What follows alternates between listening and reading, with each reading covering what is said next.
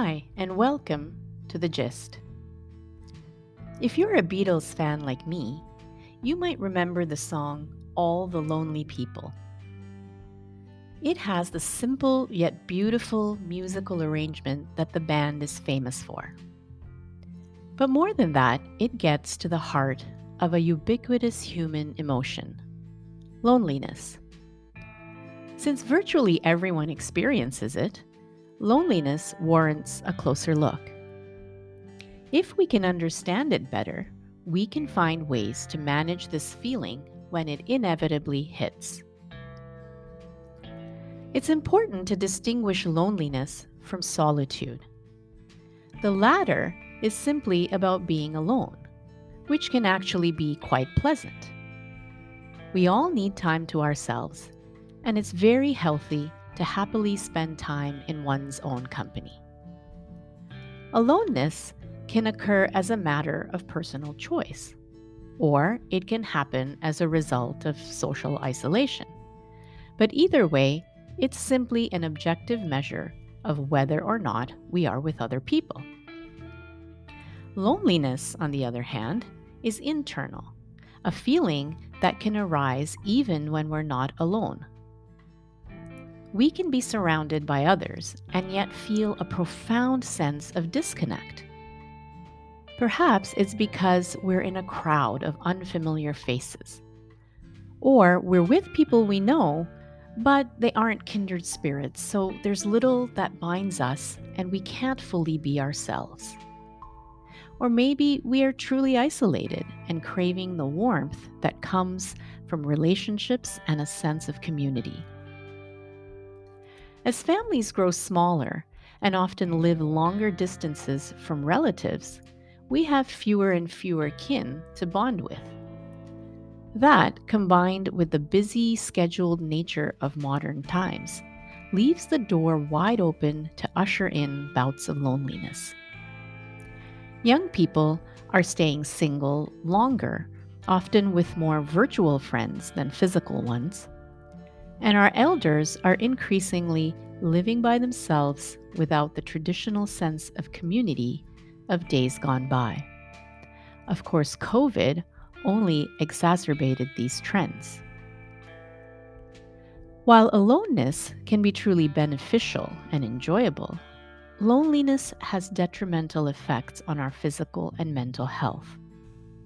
There's a growing body of research showing the physiological impacts of chronic loneliness, including changes in our brain structure. So there's a good case to be made for finding ways to manage this feeling.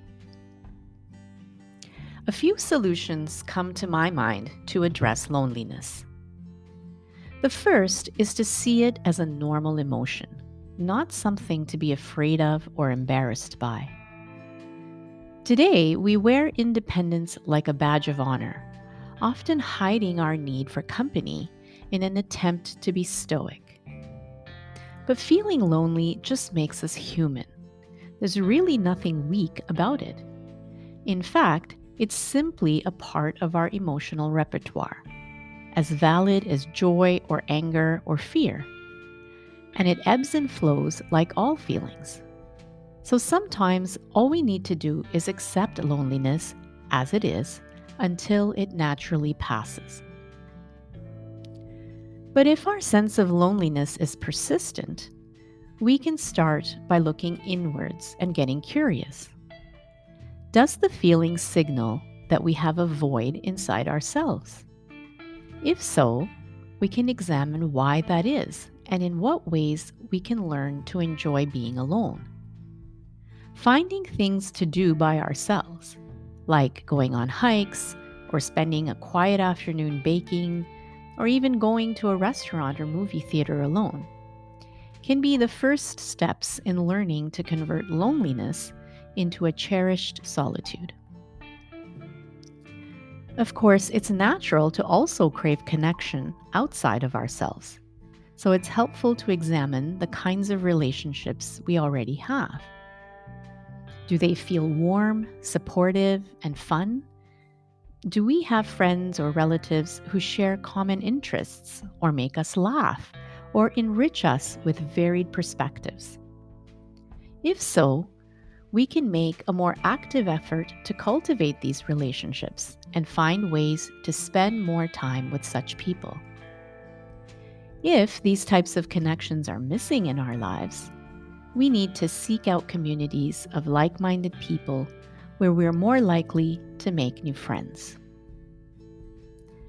So, the next time loneliness rears its head, give some of these ideas a try. Learning to take loneliness in stride, finding ways to connect with oneself, and nourishing our relationships with others all help us see and skillfully handle this particularly thorny emotion with greater ease. On that note, wishing you a great week ahead, be well, and see you next time on The Gist.